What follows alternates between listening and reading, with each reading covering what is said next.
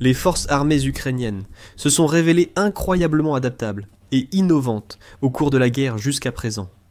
Elles trouvent constamment de nouveaux moyens de survivre et de prospérer face à l'agression et à l'adversité. Un soldat ukrainien a récemment fourni un nouvel exemple de l'ingéniosité remarquable de son pays, en se faisant passer pour un Russe afin de tromper l'ennemi. La suite a été en un mot brutale. La guerre est brutale et sanglante. Les soldats font ce qu'il faut pour survivre. Ce soldat faisait partie du 425e régiment d'assaut de l'Ukraine, également connu sous le nom de régiment Skala. Formé en 2022 au début de la guerre, le régiment Skala a fait l'objet de nombreux reportages au cours de la guerre jusqu'à présent, participant à des assauts contre des positions ennemies et à des attaques de drones contre des soldats russes. Le régiment Skala a également fait récemment la une de l'actualité en devenant seulement le 2e régiment ukrainien, à utiliser les chars américains M1 Abrams, livrés par l'Australie, renforçant la puissance blindée et offensive de l'Ukraine. Mais cette histoire ne parle pas de chars, de véhicules blindés ou de quoi que ce soit de ce genre. Elle ne concerne qu'un seul soldat. Le fusil entre ses mains et son esprit vif et créatif l'ont aidé à rester en vie dans une situation qui semblait impossible.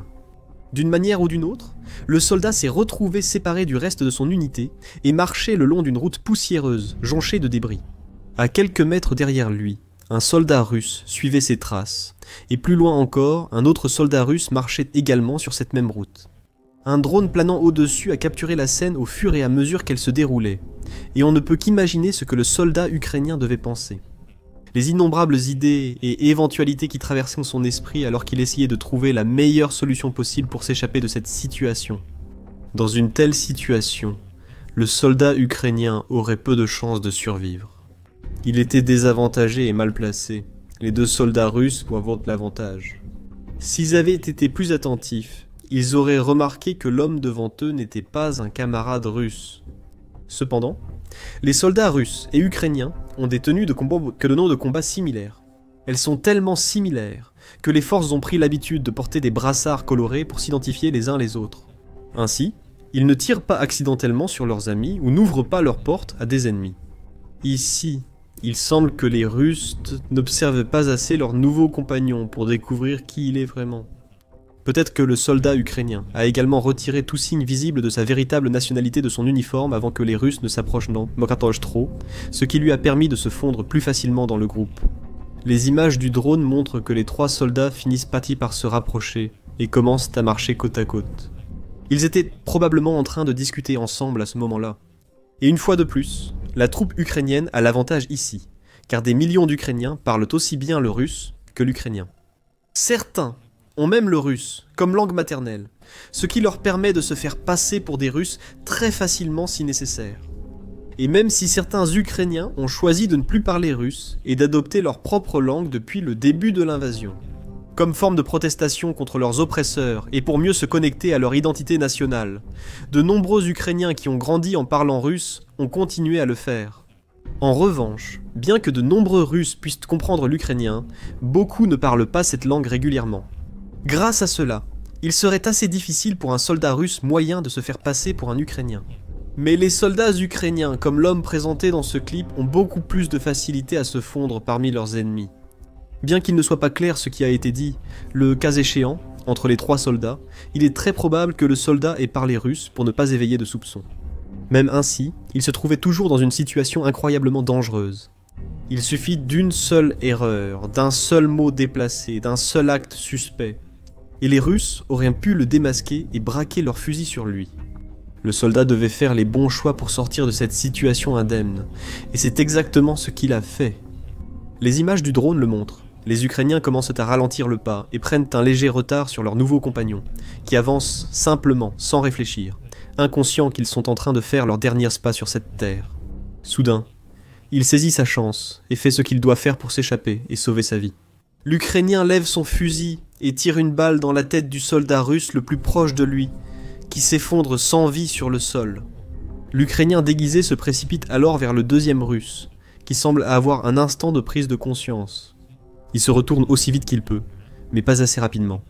L'Ukrainien ouvre le feu, en voyant le deuxième soldat s'effondrer au sol à quelques mètres de son camarade. Le soldat ukrainien s'enfuit alors rapidement de la zone pour se mettre en sécurité, tandis que le drone observe la scène depuis les airs. Aucun détail précis n'existe sur le lieu exact de l'incident, mais certains analystes pensent qu'il aurait pu se produire à Boïkovka, à environ 16 km au nord-est de Pokrovsk. Selon les cartes en temps réel de la situation sur le terrain, cette zone serait actuellement sous contrôle russe. Mais cet incident suggère que les Russes n'ont peut-être pas une emprise aussi forte sur la zone, finalement. Quoi qu'il en soit, c'est une histoire spectaculaire et une nouvelle démonstration de la créativité et de l'ingéniosité ukrainienne. Même avec une formation et une expérience approfondie, il y a peu de soldats dans le monde qui auraient pu rester aussi calmes et sereins sous la pression que ce courageux Ukrainien. Certains auraient sans doute tenté de fuir pour survivre, ou bien ils se seraient retournés et auraient ouvert le feu sur les Russes dès qu'ils auraient pris conscience de leur présence, s'engageant dans un échange de tirs inégal qu'ils auraient probablement perdu. Au contraire, cet homme a agi comme il fallait, restant parfaitement normal, même lorsque les deux hommes chargés de tuer les siens s'approchent de lui. Il a attendu son heure et n'a pas hésité lorsque le bon moment s'est présenté. C'est ainsi qu'il survit alors que les Russes ne sont plus là. Vu la manière dont ce soldat gère une situation aussi critique sous pression, il est probable que ce ne soit pas sa première attaque furtive réussie. Un article a avancé l'idée qu'il ferait en réalité partie d'un groupe de sabotage ukrainien, ayant pour mission d'infiltrer les lignes ennemies, leur donner un faux sentiment de sécurité pour éliminer les troupes russes de l'intérieur, une à une. Autrement, il pourrait simplement avoir été un soldat qui s'est retrouvé au mauvais endroit, au mauvais moment, mais qui a réussi à retourner la situation en sa faveur. Quoi qu'il en soit, cette histoire montre aussi à quel point les lignes de front sont fluides, sans aucune frontière précise définie séparant un camp de l'autre. Ce genre de situation n'est vraiment pas rare du tout.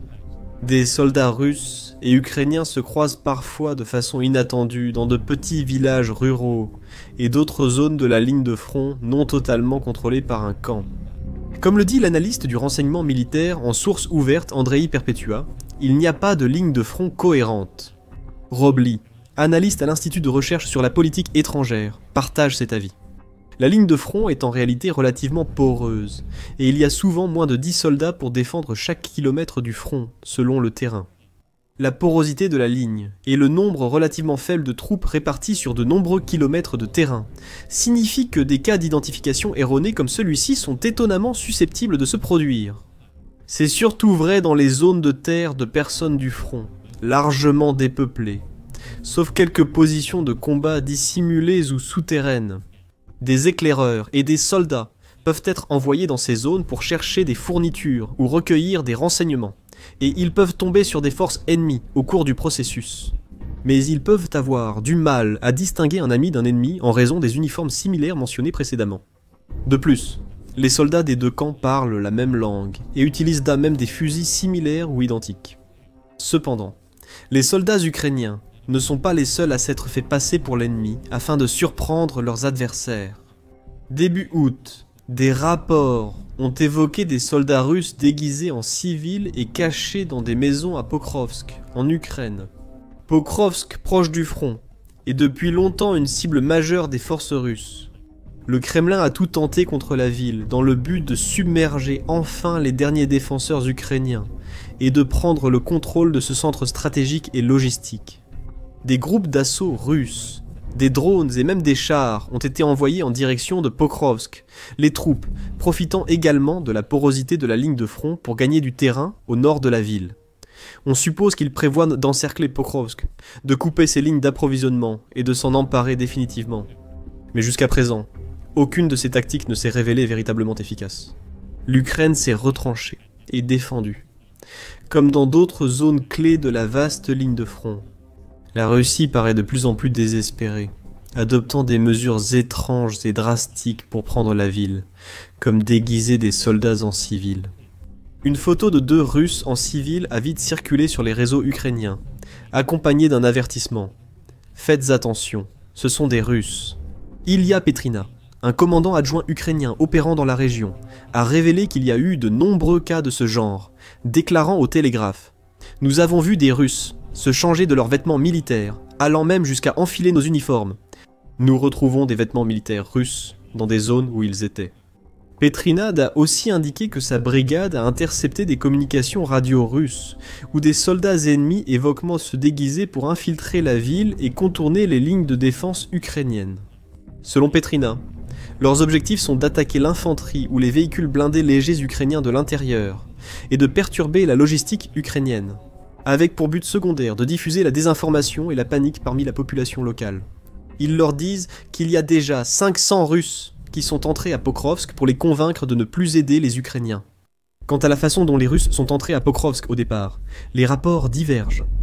Petrina affirme qu'une vague de saboteurs a pu entrer dans la ville en juillet, après de fortes intempéries. Cela a limité les opérations de drones ukrainiens, et a offert aux forces russes une occasion parfaite de s'infiltrer sans être détectés.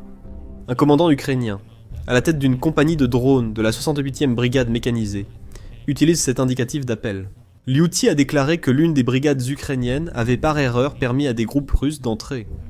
Il y a une semaine, l'ennemi a compliqué nos opérations car des groupes de sabotage et de reconnaissance sont entrés directement dans Pokrovsk.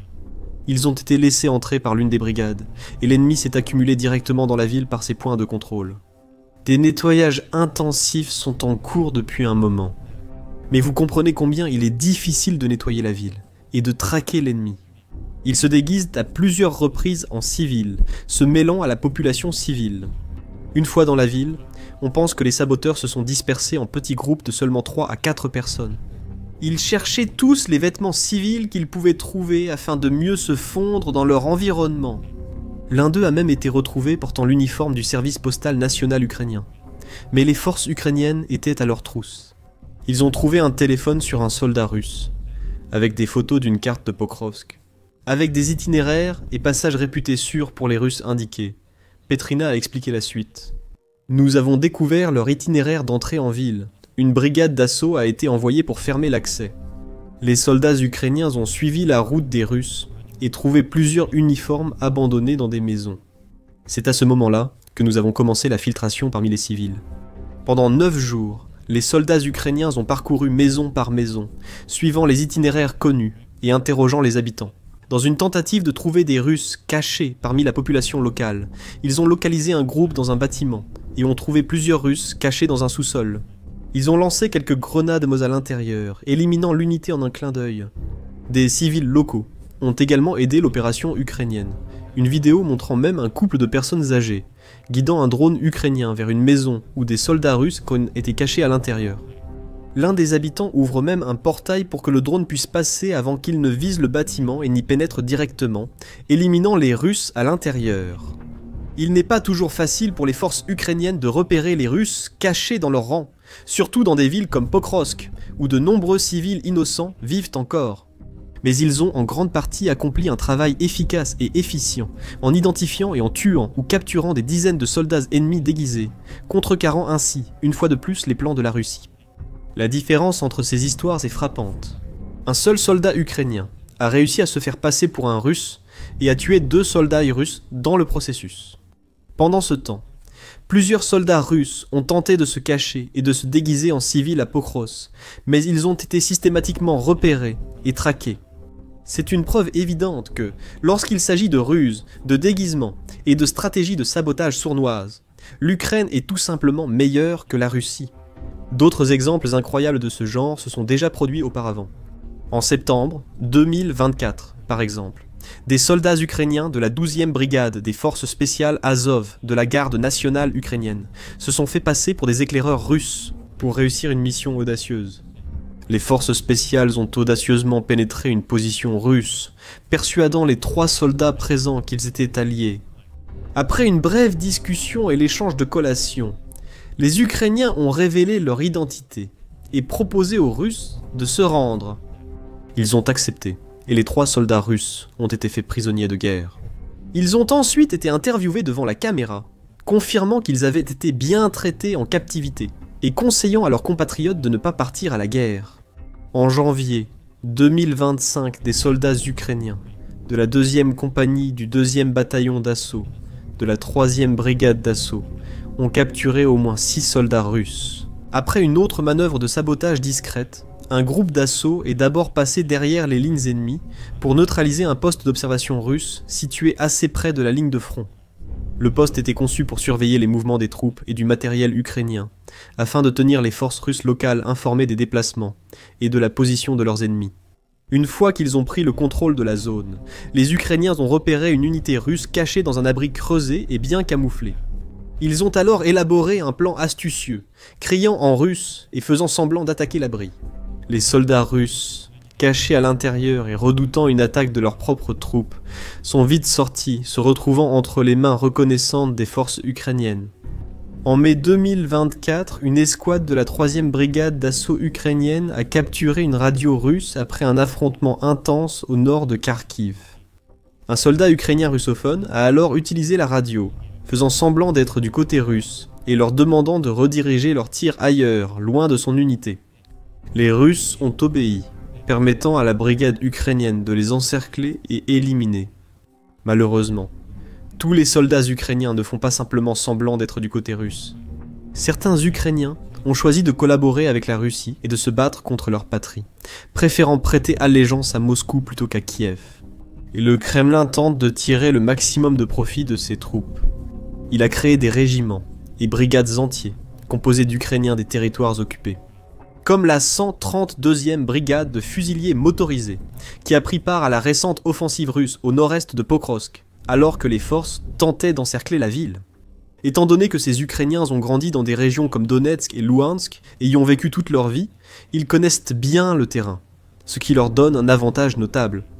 L'analyste Robley a indiqué que la 132e brigade s'était infiltrée profondément derrière les lignes ukrainiennes en août dernier.